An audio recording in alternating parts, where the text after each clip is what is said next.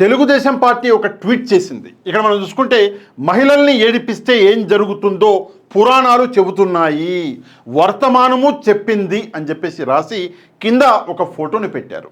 ఈ ఫోటోని మనం జాగ్రత్తగా చూస్తే సీత కన్నీరు అని చెప్పేసి కింద రావణుడు పతనమయ్యాడు అని చెప్పేసి పెట్టారు. పక్కన ద్రౌపది కన్నీరు, కౌరవులు పతనమయ్యారు అని చెప్పేసి పెట్టారు. పక్కన రాష్ట్ర మహిళలు, అమరావతి మహిళల కన్నీరు, జగన్ పతనమయ్యాడు అని చెప్పేసి ఇక్కడ పెట్టారు. అంటే మహిళల్ని గౌరవించకపోతే, మహిళల్ని ఏడిపిస్తే ఆ వ్యక్తి పతనమైపోతాడు అని చెప్పేసి ఏదో ఒక నీతి వాక్యము, నీతి పదం రాసుకుంటున్నామని చెప్పేసి ఒక ప్రయత్నం అన్నది తెలుగుదేశం పార్టీ చేసింది. కాకపోతే తెలుగుదేశం పార్టీ ప్రాబ్లం ఏంటి అంటే వీళ్ళు కేవలం నీతులు చెబుతారు, నీతులు పాటించరు. అదే దరిద్రం. ఈరోజు ఆంధ్రప్రదేశ్లో ఏం జరుగుతుందో మీకు చాలా బాగా తెలుసు. వీళ్ళ ఆస్థాన కవి అయినటువంటి ఏబిఎన్ రాధాకృష్ణ, ఆయన మహిళల్ని ఉద్దేశిస్తూ మాట్లాడినటువంటి మాటలు నిజంగా సిగ్గుపడాలి. రాధాకృష్ణ గారు సిగ్గుపడి ఇంత చెమ్మెడు నీళ్లు తీసుకొని ఆ నీళ్ళలో దూకి చచ్చిపోవాలి రాధాకృష్ణ గారు. ఎందుకంటే ఇంత బతికి ఇంతమంది గాండ్రించి ఉమ్మేస్తున్నప్పుడు ఇక ఆ బతుకు ఏమైనా అర్థం ఉందా? దయచేసి రాధాకృష్ణ గారు ఒకసారి సమాధానం చెప్పాలి. ఇక్కడ మీరు నన్ను ప్రశ్న అడగవచ్చు, ఏమని అంటే రాధాకృష్ణ గారు తప్పు చేస్తే, ఏబిఎన్ ఆంధ్రజ్యోతి తప్పు చేస్తే మరి మా తెలుగుదేశం పార్టీకి అంటగడుతున్నాం ఏంది పాషా గారు అని చెప్పేసి మీరు నన్ను అడగవచ్చు. ఇదే మాట చంద్రబాబు నాయుడు గారు కూడా చెప్పారు. నాకు పత్రికలు లేవు, జగన్మోహన్ రెడ్డి గారికి సాక్షి పత్రిక ఉంది, నాకు లేవు అని చెప్పేసి చంద్రబాబు నాయుడు గారు కూడా నీతి వాక్యాలు చెప్పారు. కానీ ఈరోజు చంద్రబాబు నాయుడు గారికి నొప్పి అన్నది కలిగింది. నిజంగా చంద్రబాబు నాయుడు గారు, మీకు ఆంధ్రజ్యోతికి ఎలాంటి సంబంధం లేకపోతే మీరు ఈ ట్వీట్ ఎందుకు చేశారు? చంద్రబాబు నాయుడు గారు కూడా ఒక ట్వీట్ చేశారు. ముందుగా ఏబిఎన్ రాధాకృష్ణ గారు ఏం మాట్లాడారు, మహిళలను ఉద్దేశించి, మహిళా జాతిని ఉద్దేశించి ఏమి నీచం ఆయన వాగాడు అన్నది మనం ఒకసారి, అంటే మీరు ఆల్రెడీ విని ఉంటారు, ఒకసారి నా కోసం కూడా మరోసారి వినండి. రేపు జగన్మోహన్ రెడ్డి మీ భార్యలు కారు అని చెప్తే గుడ్డిగా నమ్మేసి కట్టుకున్న దాన్ని చెల్లిగా భావించి పెళ్లి సంబంధాలు చూడడానికి కూడా వెరవని వెన్నెముక లేని బ్యాచ్ వైసీపీలో తయారైంది. మెడకాయ మీద తలకాయ, ఆ తలకాయలో ఇంత గుజ్జున్న ఎవరైనా మావిగనని సరే అంటే జగన్మోహన్ రెడ్డి గారు చెబితే వైసీపీ నాయకులు, వైసీపీ కార్యకర్తలు వాళ్ళ భార్యల్ని భార్య కాదు చెల్లెలు అని నమ్మి చెల్లెళ్ళకి వేరే వాళ్ళని ఇచ్చి పెళ్లి చేస్తారంట. అంటే ఎంత నీచంగా, ఎంత నికృష్టంగా, ఎంత దరిద్రంగా మాట్లాడుతున్నాడు రాధాకృష్ణ గారు ఒకసారి మనం అర్థం చేసుకోవాలి. అదేంటి ఒక ఆడామె కదా మాట్లాడేది, రాధాకృష్ణ గారు అంటున్నారు ఏంటంటే ఆయన రాస్తాడంట వీకెండ్ కమెంట్స్ అంట. ఆయన రాస్తే ఎవరో లేడీస్ పాపం ఆమె చదువుతుందంట. ఈ రాతలు ఆయనే, ఈ దరిద్రం ఆయనదే. ఇంత దరిద్రంగా మాట్లాడినటువంటి ఒక దరిద్రుడి కోసం మన ముఖ్యమంత్రి గారు ఫీల్ అయ్యారు. అక్కడికి చంద్రబాబు నాయుడు గారు చెప్పారు, నాకు పత్రికలు లేవు, పత్రికలతో సంబంధాలు లేవు. మరి ఎందుకు మీరు ఈ ట్వీట్ చేశారు, ఎందుకు మీరు ఇంత బాధపడుతున్నారు? ఒకసారి చంద్రబాబు నాయుడు గారి బాధ అన్నది చూద్దాం. దాని తర్వాత సాక్షి మీద కూడా అటాక్ జరిగింది, మీకు గుర్తుందా? అది కూడా ఈరోజు చూపిస్తాం మీకు ఒకసారి. ఇక్కడ కొంచెం ఏమని రాసి, పెద్ద చాటపారతం రాసింది. ఒక ఫోటో ఇచ్చారు, నిరసనల పేరుతో దాడులకు తెగిచ్చిన వైసీపీ అని చెప్పేసి ఇక్కడ ఏబిఎన్ రాస్తే దాన్ని పట్టి దాన్ని ఫోటో పెట్టి పైన చంద్రబాబు నాయుడు గారు చాటపారతం రాశారు. చదువుతాం ఒకసారి. హైదరాబాద్లో ఏబిఎన్ ఆంధ్రజ్యోతి కార్యాలయంపై వైసీపీ దాడిని తీవ్రంగా ఖండిస్తున్నాను. ఓకే, ఆ రోజు సాక్షి అప్పుడు ఎందుకు ఖండించలేదు? చంద్రబాబు నాయుడు గారు సమాధానం చెప్పాలి. దాని తర్వాత ఏబిఎన్ ఆంధ్రజ్యోతి కార్యాలయంపై వైసీపీ నేతలు రౌడీ మూకలతో కలిసి దాడికి దిగడం మీడియా స్వేచ్ఛపై దాడి చేయడమే. సాక్షి మీడియా కాదా అన్న? అంటే సారీ మా చంద్రబాబు నాయుడు గారు, మరి ఆ రోజు మీరు ఎందుకు మీడియా స్వేచ్ఛపై దాడి చేయడం అని చెప్పేసి మాట్లాడలేదు? ఆ రోజు జరిగింది దాడే కదా. మరి ఆ దాడినేమో గర్వంగా చెప్పుకుంటూ, ఆ దాడినేమో ఏదో సాధించినట్టు చెప్పుకుంటూ, మరి ఇక్కడ మాత్రం దాడి అని చెప్పేసి మాట్లాడుతున్నారు. ఇంతకంటే ఘోరం ఉంటుందా? మహిళల్ని పట్టుకొని, మహిళా జాతిని పట్టుకొని అంత నీచమైన మాట్లాడినటువంటి వ్యక్తి గురించి మీరు ట్వీట్ పెడతారా? ఇంకా మనం చూద్దాం. వైసీపీ 5 ఏళ్ల పాలనలో మీడియా సంస్థలపై, ఆంధ్రజ్యోతిపై అనేక వేధింపులకు, కుట్రలకు పాల్పడిన నిబ్బరంగా నిలిచాయి తప్ప భయపడలేదు. రౌడీ మూకలను వెంట వేసుకుని స్వయంగా ఎమ్మెల్యేలు, మాజీ మంత్రులు మీడియా కార్యాలయంపైకి వెళ్ళడము వైసీపీ విష సంస్కృతికి నిదర్శనం అని చెప్పేసి మాట. అంటే ఇంతకుముందు చాలాసార్లు దాడి జరిగిందంట రాధాకృష్ణ గారి మీద, కానీ ఆయన గట్టిగా నిలబడాడంట. అంటే ఎందుకు చంద్రబాబు నాయుడు గారు ట్వీట్ పెట్టినట్టు తెలుసా మీకు? భయపడి ఆడ పారిపోతాడు అని చెప్పేసి కొంచెం మనం గట్టిగా కొంచెం నమ్మకాన్ని కలిగిద్దాం, నేనున్నబ్బా నీతోటి అని చెప్పేసి పారిపోతాడేమో అని చెప్పేసి ఒక ట్వీట్ చేసినట్టు చంద్రబాబు నాయుడు గారు. ఈ ట్వీట్ రాధాకృష్ణ గారు చదువుకుని నేను గట్టిగా నిలబడ్డా అప్పుడెప్పుడో మళ్ళీ ఇప్పుడు కూడా గట్టిగా నిలబడాలి అని చెప్పేసి అనుకున్నాడు చంద్రబాబు నాయుడు గారు. అది అంటే పారిపోకునైనా నేనున్న నీతోటి అంటున్నాడు. సరే, ఇక్కడ చూసుకుంటే ఆంధ్రజ్యోతి మేనేజింగ్ డైరెక్టర్ వేమూరి రాధాకృష్ణ దశాబ్దాలుగా కేసులకి, దాడులకి, ఒత్తిళ్లకి భయపడకుండా ప్రజాగలంగా నిలిచే పత్రికను, ఛానల్ను నడుపుతున్నారు. అబ్బో, చెప్పిన కదా, యాడ పారిపోతాడు అని చెప్పేసి గట్టిగా నిలబడ్డాడు అని చెప్పేసి మాట్లాడుతున్నాడు. దశాబ్దాల కాలంగా ఏం చేసిండో రాధాకృష్ణ అందరికి తెలుసు. రాధాకృష్ణ గారు ఏం చేశారో అందరికి తెలుసు. ఆయన ఆనాడు ఏం చేశారు ఎన్టీఆర్ గారి జమాన్లో అందరికి తెలుసు. ఎలాగా సైకిల్ మీద తిరిగినోడు ఈరోజు కోట్ల కార్లు వేసుకుని తిరుగుతున్నాడు అందరికి తెలుసు. ఎలాగా ఒక ఉద్యోగస్తుడిగా ఉన్న వ్యక్తి ఈరోజు సంస్థలకి అధిపతి అయ్యిండు అన్నది అందరికీ బాగా తెలుసు. చంద్రబాబు నాయుడు గారు ముఖ్యమంత్రి అంటే ఈయన అధిపతి అయ్యిండు ఒకేసారి.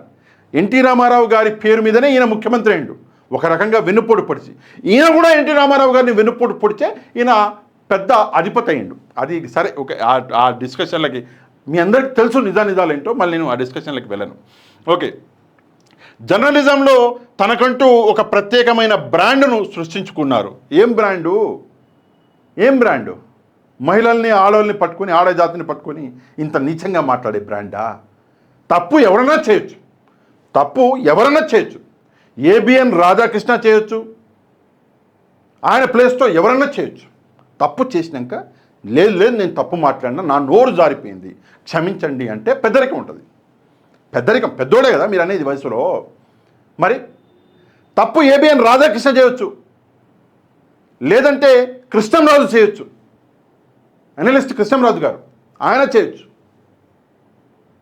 తప్పు చేసినప్పుడు బయటకు వచ్చి లేదు నేను తప్పు, నా నోరు దొర్లింది, లేదంటే నేను ఆ కాంటెక్స్ట్లో చెప్పలేదు, నా కాంటెక్స్ని మార్చారు అని క్షమించమని చెప్తే పెద్దరికం ఉండేది. కానీ ఎడదాక్కున్నాడు. ఆ రోజేమో కృష్ణంరాజు గారు ఆయన అన్న మాటకి మీరు లేపిన రచ్చ చూపిస్తా, ఉంది నా దగ్గర గో శ్రీకాకుళం సాక్షి ఆఫీస్ మీద దాడి. సరే, దీనికి వస్తా, ఫస్ట్ ఈ ట్వీట్ చదువుదాం, దాని తర్వాత వస్తా నేను. నెక్స్ట్ ఇక మనం చూసుకుంటే ఎక్కడ ఉన్నాడు, అలాంటి సంస్థపై వైసీపీ వేధింపులు పనిచేయవు. అబ్బో, ఈయన పెద్ద మొగోడంట, ఆ వేధింపులు పనిచేయవంట.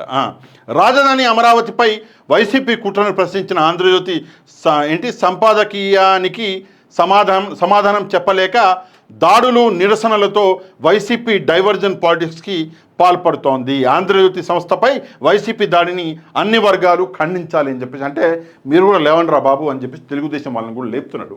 అరే మీరు నిద్రపోయారు, ఆడేమో పోయి ఆ ఏబిఎన్ దగ్గర పెద్ద రచ్చ చేస్తున్నాడు పోరి అని చెప్పేసి చెప్తున్నాడు. సరే, చంద్రబాబు నాయుడు గారు ట్వీట్ చేసి అండగా ఉన్నాము అని చెప్పేసి కొంచెం గట్టిగా నమ్మకాన్ని కలిగించాడు. దాంతోపాటు నారా లోకేష్ గారు కూడా ట్వీట్ చేసిండు. నారా లోకేష్ గారిని కూడా అదే ప్రశ్న అడగాలి. ఈయన కూడా అదే చాటపాడుతున్నారు. రాశాడు వాంబో వద్దు, నేను ఇది చదవను, నా వల్ల కాదయ్యా బాబు, ఏదో ఒక 2 లైన్లు చదువుతా. జగన్ గారి కళ్ళల్లో ఆనందం చూడడం కోసం వైసీపీ రౌడీ ముఖలు హైదరాబాద్లో ఏబిఎన్ ఆంధ్రజ్యోతి కార్యాలయంపై దాడికి ప్రయత్నించడం ఆ పార్టీ విష సంస్కృతికి మరోసారి బయటపెట్టింది. జగన్ గారి కళ్ళల్లో ఆనందం చూడడానికి రౌడీ మూకలంట వైసీపీ. సరే, మరి ఈ మొగోళ్ళు ఎవరో ఒకసారి చెప్పండి. ఈ మొగోళ్ళు ఎవరు? శ్రీకాకుళం సాక్షి ఆఫీసు మీద దాడి ఎవరు చేస్తున్నారు? ఫోటోలతో సహా. ఇక్కడ ఉన్నాడు కదా మొగోడు, ఏం పేరు మేందా దాసు నాయుడు అంట.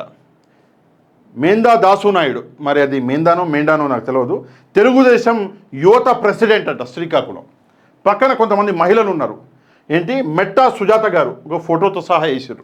పక్కన గోండు స్వాతి గారు, పక్కన ఈమె ఏదో పేరు కిందికి వెళ్ళిపోయింది, ఈ మహిళ పేరు. టీడీపీ లీడర్స్ ఎక్కడ? శ్రీకాకుళం సాక్షి ఆఫీసు. మీ లీడర్లు, మీ పార్టీ లీడర్లు వెళ్ళి సాక్షి బోర్డులని, గోడలెక్కి ఆ సాక్షి ఆఫీసు బోర్డుని ధ్వంసం చేసి టైర్లు పెట్టి కాల్చేశారు. ఇది శ్రీకాకుళం. నెక్స్ట్ విశాఖపట్నం సాక్షి ఆఫీసు, ఇక్కడ పేర్లతో సహా వచ్చింది. ఇక్కడ చూడండి, అనంతలక్ష్మి అంట ఈమె పేరు ముక్కా శ్రావణి అంట ఈమె పేరు. సరే, ఇదేదో వచ్చింది, ఇది ఎట్టబోద్దో తెలియదు నాకు, సరే వదిలేయండి. దానిపైన ఈస్ట్ గోదావరి సాక్షి ఆఫీసు. ఇక్కడైతే ఏకంగా ఈయనెవరు? బీజేపీ ఎమ్మెల్యే ఈడ చూడండి ఏంటి నల్లమిల్లి రామకృష్ణారెడ్డి గారు బీజేపీ ఎమ్మెల్యే ఇక్కడ కనిపిస్తుంది సాక్షి ఆఫీసు గేటు ముందర నిలబడి. నెక్స్ట్ ఎక్కడ విజయవాడ ఆటోనగర్ సాక్షి ఆఫీసు. ఈ మహిళ అయితే సాక్షి గేటు మీదకి ఎక్కించారు మహిళలు.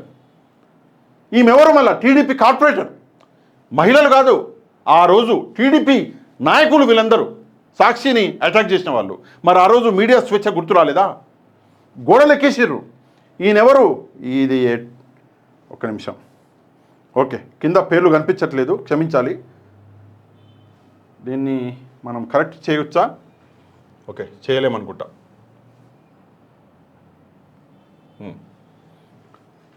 ఇక్కడ చూడండి ఏంటి మంగళగిరి సాక్షి ఆఫీసు. ఎవరీమే? ఇక్కడ చూసుకుంటే శిరీష గారు. ఎవరీమే అంటే director, SC corporation director, Telugu Desam party. Next Anantapur Sakshi office. ఇక్కడ చూసుకుంటే స్వప్న గారు. ఎవరీమే? TDP women wing state secretary. పక్కన చూసుకుంటే సంగా తేజస్విని గారు, టీడీపీ మహిళా విభాగం స్టేట్ సెక్రటరీ. ఈమె టీడీపీ వాళ్ళు వచ్చారు. నెక్స్ట్ మనం చూసుకుంటే ఇక్కడ చూడండి కడప సాక్షి ఆఫీసు. ఈయన తెలుగుదేశం పార్టీ నాయకుడు, కండువాలు కప్పుకొని మరీ వచ్చారు. ఇక్కడ చూసుకోండి తిరుపతి. ఎవరు ఈయన? ఇక్కడ ఉన్నది ఇక్కడ చూడండి కోడూరి బాలసుబ్రహ్మణ్యం అంట, టీడీపీ స్టేట్ స్పోక్స్ పర్సన్. ఇక్కడ చూసుకుంటే ఈడెవరు ఉన్నారు? R C Munikrishna, Tirupati deputy mayor, Telugu Desam party. Sakshi office మొత్తం ధ్వంసం చేస్తున్నారు. తిరుపతి రేణిగుంట సాక్షి ఆఫీసు. వీళ్ళందరూ తెలుగుదేశం పార్టీ నాయకులు. ఒక రాళ్ళేస్తున్నాడు చూడండి, రాళ్ళేస్తున్నాడు. ఈ రాళ్ళేసే వ్యక్తి ఎవరంటే ఇక్కడ తిరుపతి కార్పొరేటర్ల పైన దాడి చేసిండు కదా, అప్పుడు బస్ అద్దాలు పలగొట్టిండు కదా, అదే వ్యక్తి సాక్షి మీద రాళ్ళేసిండు ఆ రోజు. ఈడ చూసుకుంటే నెల్లూరు సాక్షి ఆఫీసు. ఈడ చూసుకుంటే ఏలూరు సాక్షి ఆఫీసు. మొత్తం మంట పెట్టేశారు. వీళ్ళందరూ ఎవరు? తెలుగుదేశం పార్టీ వాళ్ళే కదా. ఆ రోజు ఎవరన్నా అమరావతి మహిళలు ఇందులో ప్రజలు వాళ్ళుగా బయటకు వచ్చి సాక్షి ఆఫీసు తగలబెట్టిరా? ఒకసారి మనం ఆలోచించాలి. ఇక్కడ చూడండి ఏలూరులో చింతల ఏంటి వెంకటరమణ అని చెప్పేసి టీడీపీ డిస్ట్రిక్ట్ ఉమెన్స్ ప్రెసిడెంట్. ఇక్కడ ఫోటోతో సహా ఇచ్చారు. గ్రీన్ సారీ అని చెప్పేసి సారీ కూడా ఇచ్చారు. వీళ్ళందరూ తెలుగుదేశం వాళ్ళే. మరి ఆ రోజు సాక్షిని అటాక్ చేస్తుంటే ఎంతో ఆనందపడ్డారు కదా మీరందరూ. మరి ఆ రోజు మీడియా స్వేచ్ఛ మీకు గుర్తు రాలేదా?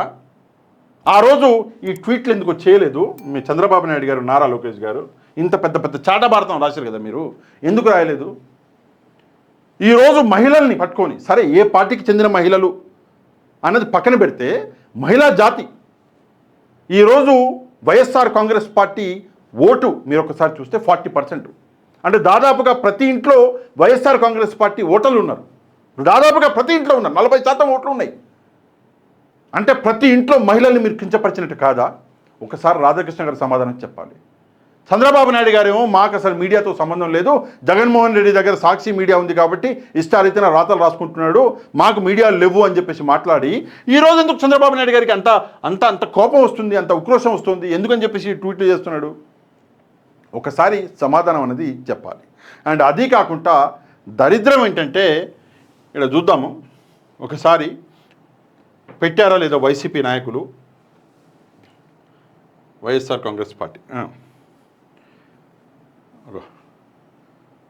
ఒక దళిత ఎమ్మెల్యే, వైఎస్ఆర్ కాంగ్రెస్ పార్టీ ఒక దళిత ఎమ్మెల్యేని చూడండి, ఉంటుందా ఆయన? ఉండాలి. ఒక దళిత ఎమ్మెల్యేని పోలీసులు గల్లబట్టుకున్నారు, వైఎస్ఆర్ కాంగ్రెస్ పార్టీ ఎమ్మెల్యేని. ఎక్కడ ఉందో లేదో, వీళ్ళు పెట్టిరో లేదో అది కూడా తెలియదు మరి. ఓకే, తాడిపత్రి చంద్రశేఖర్ గారు, ఆయనని గల్లబట్టుకున్నారు తెలంగాణలో పోలీసులు. ఇట్లా ధర్నా చేస్తుంటే పోలీసులు గల్లబట్టుకున్నారు. అగో ఇది, అగో చూడండి, అగో గల్లబట్టుకుని ఇట్లా నూకేసిండు పోలీస్ ఆయన. అగో ఒక దళిత ఎమ్మెల్యే వైఎస్ఆర్ కాంగ్రెస్ పార్టీ. దేనికి? అంటే ఎలాగో మీ శిష్యుడు పాలిస్తున్నాడు తెలంగాణ అని చెప్పేసి అక్కడ కూడా పెద్దరికం మీదేనా? ఇదా పరిస్థితి, ఇదా పద్ధతి? ఇలాగైనా ఒక ఎమ్మెల్యే మరి సామాన్యుడు ఉంటే తీసుకెళ్ళి ఇరగొట్టేస్తారు. ఏది ఏమైనప్పటికీ కూడా మీడియా అంటే మీడియా, ఒక మీడియా మంచిది, ఒక మీడియా చెడ్డది అని చెప్పేసి మీ స్థాయి వ్యక్తులు మాట్లాడకూడదు. ఆ రోజు సాక్షి మీద జరిగింది దాడి కానప్పుడు ఈరోజు ఏబిఎన్ మీద జరిగింది మాత్రం దాడి ఎందుకు అవుతుంది? ఒకసారి దయచేసి ఈ వీడియో చూస్తున్నటువంటి ప్రేక్షకులకు సమాధానం చెప్పాలి కమెంట్ రూపంలో. అండ్ వీడియోని ఒక లైక్ చేయండి. లైక్ చేసి మన ఛానల్ని ఎవరైతే సబ్స్క్రైబ్ చేసుకోలేదో ఛానల్ని కూడా సబ్స్క్రైబ్ చేసుకోండి. నెక్స్ట్ వీడియోలో మళ్ళీ కలుద్దాం. అంతవరకు థ్యాంక్ యూ వెరీ మచ్. జై హింద్.